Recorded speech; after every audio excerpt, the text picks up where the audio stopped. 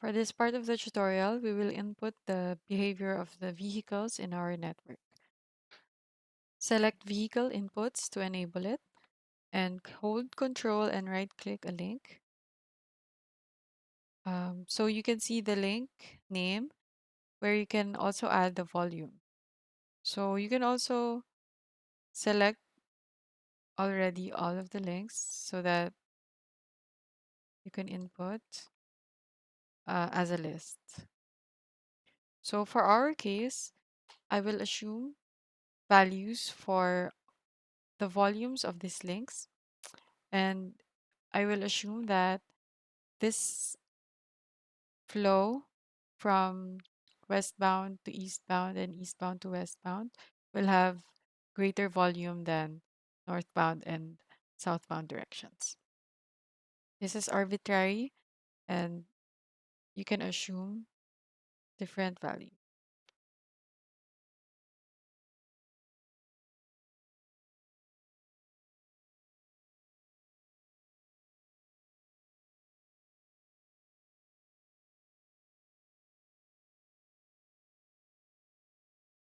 And for the roundabout, let's assume that since all the vehicles are passing through the roundabout, that they will all fill up the volume. And now for the vehicle routes, we can go to Network Objects and select Vehicle Routes. Make sure that it's in static mode.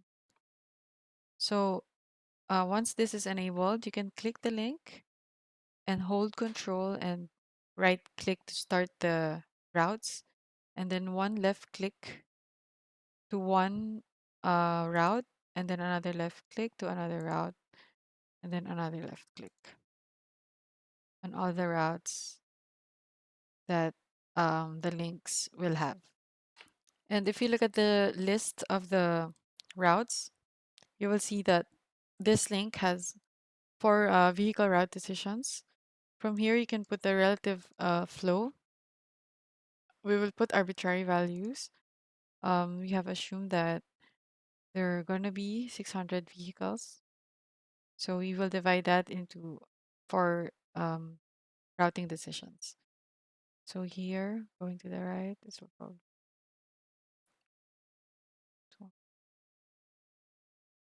and this one 300, this one 200, this one 100.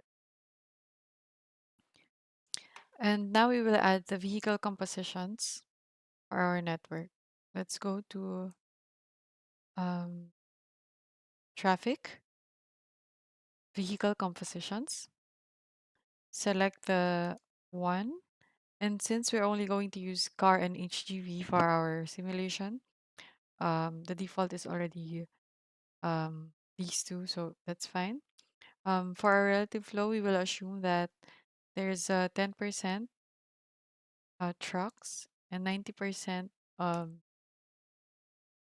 private type vehicles. So the sum of your relative flows should equal to 1. And for now, these are arbitrary values.